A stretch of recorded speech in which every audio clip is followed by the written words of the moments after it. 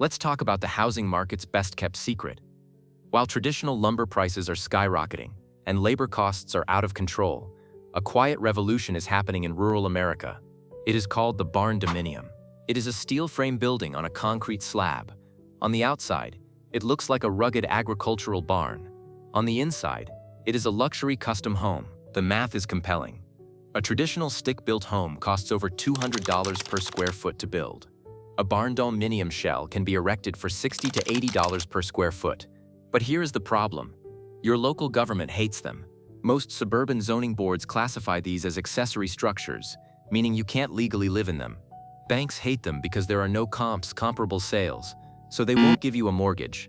If you try to build one in a strict HOA or a blue state suburb, you will be shut down before you pour the concrete. But there are loopholes. There are states where metal buildings are not just allowed, they are the standard. We scoured the zoning codes, the wind load requirements, and the lending maps to find the 10 states where you can actually build your dream steel fortress without the government shutting you down. Here are the 10 best states for barndominium living in 2026. Number 10. Ohio. Ohio might seem like a surprising choice for number 10, given its Rust Belt reputation, but it has become a hotspot for post-frame construction. In rural Ohio, specifically counties like Knox, Holmes, or Wayne, the Amish and Mennonite communities have mastered the art of pole barn construction. This means you have access to a massive skilled labor force that specializes in exactly this type of building. You can hire a crew here to put up a 40x60 shell in a week for a fraction of what it would cost on the coasts.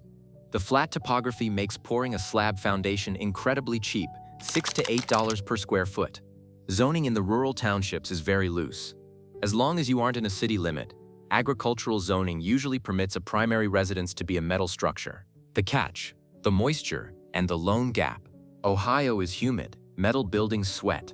If you do not invest heavily in spray foam insulation, closed cell, you will have barndo rain condensation dripping from your ceiling every morning. Spray foam is expensive, costing $15,000 for a decent-sized unit, but it is mandatory here. Then there is the financing. Ohio banks are conservative. Many local credit unions still view these as sheds. You might need a construction-to-permanent loan with a higher down payment, 20 to 30%, because the bank fears the resale value won't hold up in a market dominated by traditional vinyl-sided colonials. Also, heating. A metal building loses heat fast. In an Ohio winter, you need radiant floor heating in that concrete slab, or your feet will be freezing for 5 months straight.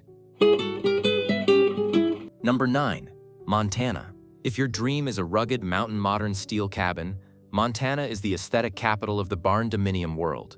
The culture here embraces the industrial ranch look. A metal building doesn't look out of place. It looks like it belongs. Zoning in counties like Flathead or Gallatin, outside the city limits, is virtually non-existent regarding aesthetics. You can build a bright red barn and nobody cares. The dry climate is perfect for metal. You don't have the rust issues of the South or the humidity issues of the Midwest. The catch, the snow load, and the contractor premium. Montana building codes are strict about one thing: snow load. In the mountains, your roof must be engineered to hold 60, 80, or even 100 pounds per square foot of snow. This means you cannot buy a cheap barndo kit online from Texas. You need heavy-gauge steel trusses, 14-gauge or thicker, and reinforced purlins. This doubles the cost of the steel package. Then there is the labor shortage. Everyone wants to move to Montana right now. Contractors are booked 2 years out. If you can find a builder, they charge a Yellowstone premium. Labor costs here are double what they are in the South. You also have to drill a well through granite. We talked about this in our off-grid nightmare video. A well in Montana can cost $30,000. So while the zoning is easy, the physics and economics of building here are brutal. This is a rich man's barndominium destination. Number 8. Mississippi. We are heading back to the South for affordability. Mississippi offers perhaps the lowest price per square foot for construction in the nation. Labor is cheap, concrete is cheap, land is cheap. The regulatory environment in rural Mississippi is essentially, do you have a septic permit? Okay, go ahead. You can buy 10 acres of pine forest and drop a 2,000 square foot metal building on it, and your total all-in cost might be under $150,000. That is unheard of in 2026. Because agriculture is the main industry, living in a barn is culturally accepted. You won't have neighbors complaining about your property values. The catch: corrosion and tornadoes, humidity again. But in Mississippi, it's saltier if you are anywhere near the coast. Metal rusts. You need galvalume roofing and siding with a high-quality Kynar paint finish, or your house will look like a rusty scrap heap in 10 years. Termites don't eat steel, but they eat the wood framing inside the steel shell. You still need to treat the soil. The biggest threat is wind. Mississippi is in the heart of Dixie Alley.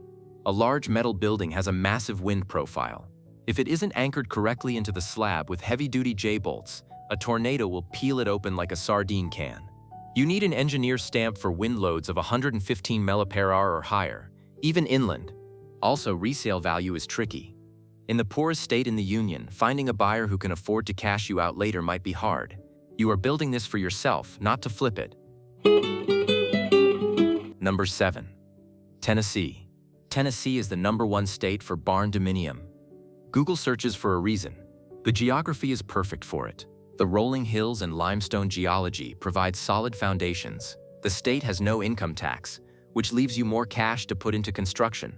Outside of Nashville and Knoxville, counties like Maury or Bedford are Barndo-friendly. There is a massive network of builders here who specialize in shell construction. They pour the slab, frame it, and sheet it, and then leave the interior to you. This is the ultimate way to save money if you are handy. The catch: the rock and the weight. Digging a foundation in Tennessee often means hitting solid limestone rock. You might budget $5,000 for excavation and end up spending $15,000 because you need a hydraulic hammer to chip out the rock for your footings and plumbing lines. Because Tennessee is so popular, the good builders have massive wait lists. We are talking 12 to 18 months just to get on the schedule. If you hire the guy who can start tomorrow, you are likely hiring a meth addict or a scammer. Construction fraud is a real issue here, with unlicensed contractors taking deposits and disappearing. You need to be very careful about vetting your builder. Also, the humidity causes sweating slabs. If you don't put a proper vapor barrier under your concrete, the floor will weep water in the spring. Number 6. Oklahoma. Oklahoma is the spiritual home of the metal building. The landscape is dotted with oil field structures and cattle barns. Zoning is non-existent in most counties. You can buy land and start building the next day. The flat terrain makes site prep incredibly cheap. You don't have to blast rock like in Tennessee or clear jungle like in Mississippi. Steel is readily available because of the industrial base in Tulsa and Oklahoma City. You save on shipping costs because the materials are often manufactured locally. The catch: the wind uplift. We aren't just talking about tornadoes. We are talking about sustained 40-50 mph prairie winds. A barndominium is essentially a giant sail. If you leave the big bay doors open during a storm, the wind pressure can lift the roof off. You need red iron steel, heavy I-beams, rather than post-frame wood poles, in Oklahoma. Red iron is stronger but more expensive and requires a crane to erect. Insurance is the other nightmare. Oklahoma has the highest home insurance rates in the nation. Insuring a non-traditional metal home can be a battle. Many carriers will classify it as an outbuilding rather than a residence, offering lower coverage limits. You need to find an agent who specializes in barndos. And the heat. A metal roof in 105-degree Oklahoma sun radiates heat into the attic. You need a cool roof, reflective color, and massive amounts of attic ventilation, or your AC bill will bankrupt you. Number 5. Kentucky. Kentucky is the unsung hero of the barndominium movement, primarily because of its lumber industry. While the West relies on steel, Kentucky specializes in post-frame construction using pressure-treated wood columns. In rural counties like Pulaski or Lincoln, the zoning is incredibly permissive. You can buy 10 acres of rolling pasture for $40,000 and erect a massive pole barn structure. Because the local labor force has been building tobacco barns for 2 centuries, finding a crew that understands how to frame a 60-foot truss is easy. You aren't teaching them how to do it. They are teaching you. The cost of lumber here is often lower than the national average due to local mills. You can frame a dried-in shell, roof, walls, windows, doors for as little as $50 per square foot if you act as your own general contractor. The catch: the concrete delivery and the bank appraisal. Kentucky is hilly. Beautiful, but hilly. A barndominium requires a perfectly flat, monolithic concrete slab. Pouring 40 yards of concrete on a hillside is a logistical nightmare. Standard concrete mixer trucks cannot climb steep, gravel switchbacks without sliding off the mountain. You will likely have to hire a concrete pump truck. This is a massive truck with a boom arm that pumps the wet concrete up the hill. The rental for this beast starts at $1,200 a day, plus the operator fee. If the truck gets stuck, you are paying for the wrecker.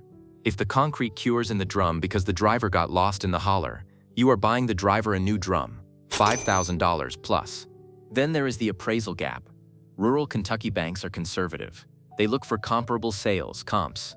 If there are no other luxury metal homes within 5 miles, the appraiser will compare your custom Barndominium to a standard double-wide trailer. They might appraise your $300,000 build at $150,000. This means the bank won't lend you the full amount. You have to cover the appraisal gap in cash. If you don't have $150,000 sitting in the bank, the project dies before the first pole goes in the ground. Number 4. Missouri. Missouri is the Wild West of building codes. We have mentioned this before, but for barndominiums, it is the critical factor. In many counties like Dallas, Lackaide, or Wright, there are 0 building codes for residential structures outside city limits. This means you do not need a framing inspection. You do not need an insulation inspection. You do not need to pay for a building permit. You buy the land, you pour the slab, you build the house. The government doesn't get involved until you ask for an address. This saves you approximately $5,000 to $10,000 in permit fees and months of bureaucratic delays. It also allows you to use non-traditional materials. Want to use reclaimed barnwood? Go ahead. Want to wire it yourself? It's your funeral, but it's legal. The catch, the resale nightmare, and the humidity. Because there are no inspections, there is no proof that the house was built correctly. When you try to sell this house in 10 years, the buyer's bank will demand an inspection. If they find that you didn't ground your electrical outlets correctly, or that your septic line doesn't have the right slope, the deal falls through. You are building a house that might be unsellable to anyone who needs a mortgage. You are limiting your future buyer pool to cash-only buyers. Then there is the physical reality of Missouri humidity. A metal building in the Ozarks is essentially a condensation machine. Warm, moist air hits the cool metal roof decking at night. It turns into water. If you use cheap bubble wrap insulation, which many kit sellers try to push on you, it will fail. The water will get trapped between the bubble wrap and the metal, rusting the panels from the inside out. You must use closed-cell spray foam, applied directly to the metal. This creates a vapor barrier. However, spray foam in Missouri costs $1.50 to $2 per board foot. For a 2,000 square foot barndominium with 12-foot ceilings, your insulation bill alone could be $25,000. If you skip this, it will rain inside your living room. Number 3.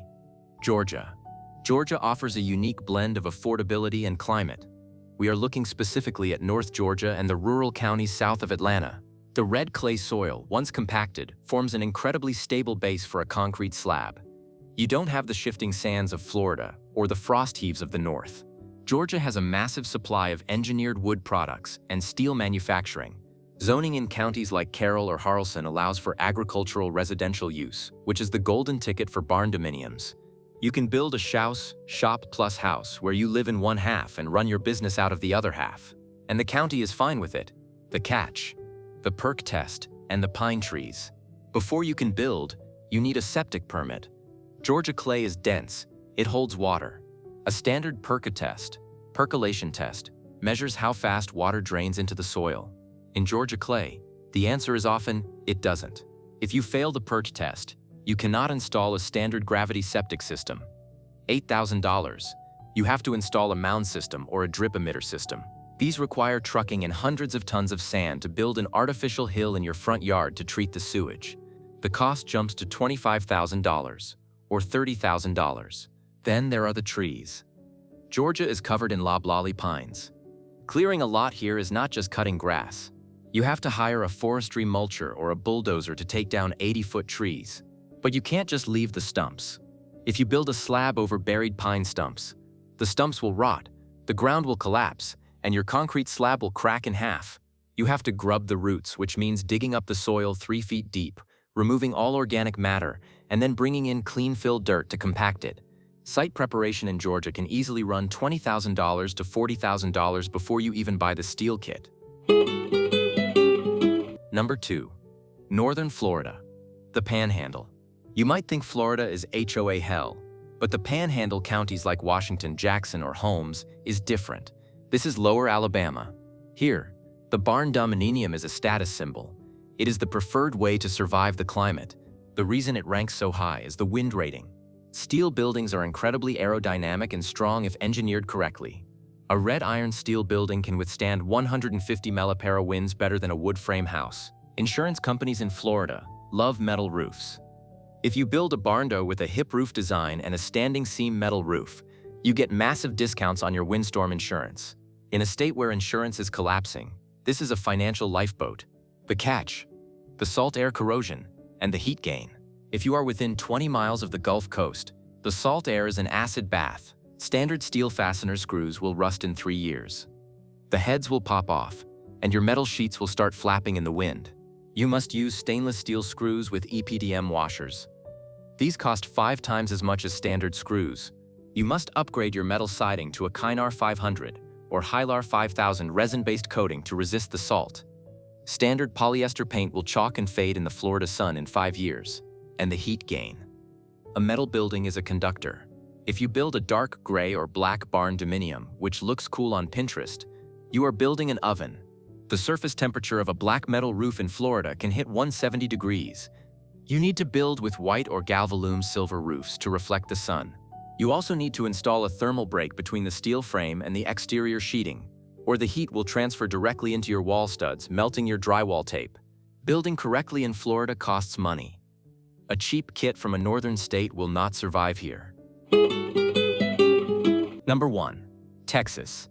Texas is the undisputed king of the Barndominium. This is where the trend started. In Texas, a barndo isn't an alternative home. It is the standard for rural luxury. Because the oil and gas industry uses so much steel, there are hundreds of weld-up crews available. Unlike the bolt-up kits you buy online, where you assemble pre-punched pieces like IKEA furniture, Texas builders weld the frame on-site using red iron I-beams and square tubing. This results in a structure that is stronger, stiffer, and more custom than anything you can buy in a kit. Zoning in the unincorporated areas of Texas, which is 90% of the state, is total freedom. No permits, no inspections, no aesthetic boards.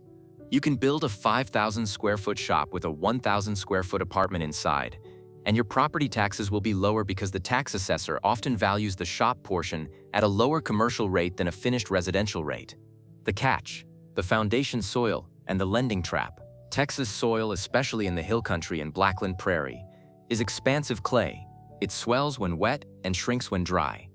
It moves inches every year. If you pour a standard 4-inch slab, it will crack. You need a post-tension slab. This involves running steel cables through the wet concrete and tightening them with a hydraulic jack after it cures. This compresses the concrete, making it float on the shifting soil like a raft. A post-tension slab costs significantly more than a standard slab. Think $15 to $20 per square foot. And then the lending trap. Because barndos are so popular in Texas, prices have skyrocketed. Contractors are charging $150 per square foot for turnkey builds. That is almost the same price as a stick-built home. The cheap factor is disappearing in Texas unless you DIY. Furthermore, Texas banks are getting wise. They used to lend on these easily. Now, they are requiring 20 to 30% down payments because they know that if they have to foreclose, selling a custom metal home is harder than selling a brick house. You need cash to play the game in Texas.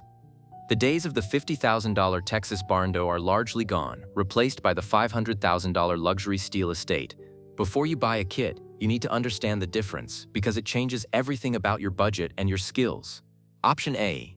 Wood post frame.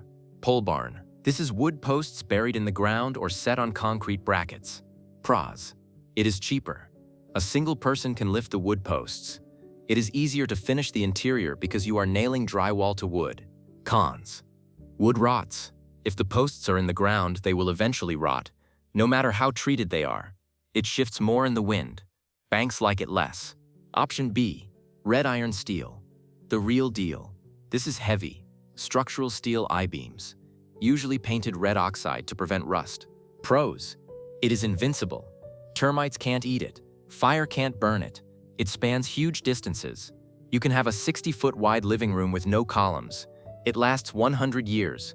Cons. You need a crane to lift the beams. You need a professional welder to assemble it. It is much harder to finish the interior because you have to frame a house within a house, building wood walls inside the steel shell to hang drywall and run wire. This double framing adds cost. The kit scam. Be very careful buying Barndominium kits online for $30,000. Read the inclusions list. Usually that $30,000 only gets you the steel shell. It does not include the concrete slab $20,000, the insulation $15,000, the windows and doors $10,000, the assembly labor $20,000, the plumbing, electric, HVAC $30,000, the interior framing and drywall $40,000. A $30,000 kit is actually a $200,000 house by the time you can sleep in it. Do not buy a kit until you have quotes for the concrete and the labor. Otherwise, you will have a pile of steel sitting in a field that you can't afford to erect. Building a Barndominium is not just about saving money. It is about building a legacy. A steel home will survive storms, fires, and bugs that would destroy a wood house. But it is not a get-rich-quick scheme. It requires land, cash, and the patience to navigate zoning laws that were written for 1950s suburbs. If you can find the right county like the ones on this list, and you can manage the construction yourself, you can build a mansion for the price of a starter home. Are you team wood or team steel? Would you build in the humidity of Mississippi for the cheap prices, or pay the premium for the Texas expertise? Let me know in the comments. And if you need to find the land first, go watch our cheap land video. You can't build a castle without a kingdom.